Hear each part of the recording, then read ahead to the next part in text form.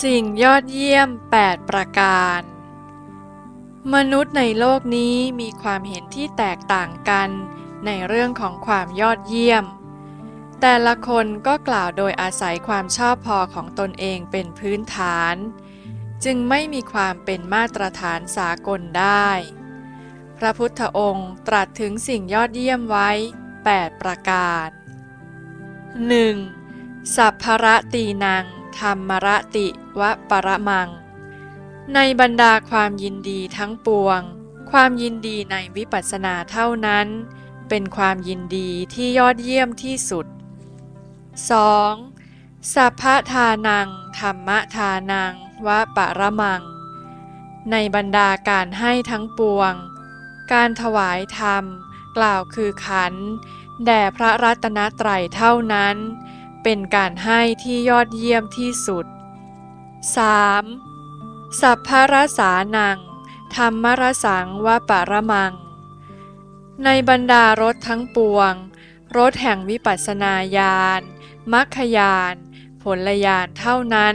เป็นรสที่ยอดเยี่ยมที่สุด 4. สัพพคันธานังธรรมคันธังวปรมังในบรรดากลิ่นทั้งปวงกลิ่นแห่งวิปัสสนาญาณมรรคญาณผลญาณเท่านั้นเป็นกลิ่นที่ยอดเยี่ยมที่สุด 5. สัพพลาภานัง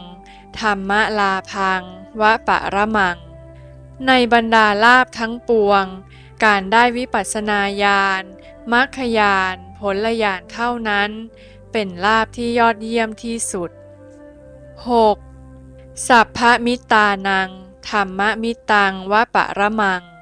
ในบรรดามิตรทั้งปวงมิตรคือวิปัสสนาญาณมรรคญาณผลญาณเท่านั้นเป็นมิตรที่ยอดเยี่ยมที่สุด 7. สัพพทุกขานังขันธทุกขังวปรมังในบรรดาทุกข์ทั้งปวงทุกข์คือการบริหารขันธ์เป็นความทุกข์ที่หนักหน่วงที่สุด 8. สัพพสุขานังนิพพานสุขังวปรมังในบรรดาความสุขทั้งปวงความสุขคือพระนิพพานเป็นความสุขที่ยอดเยี่ยมที่สุด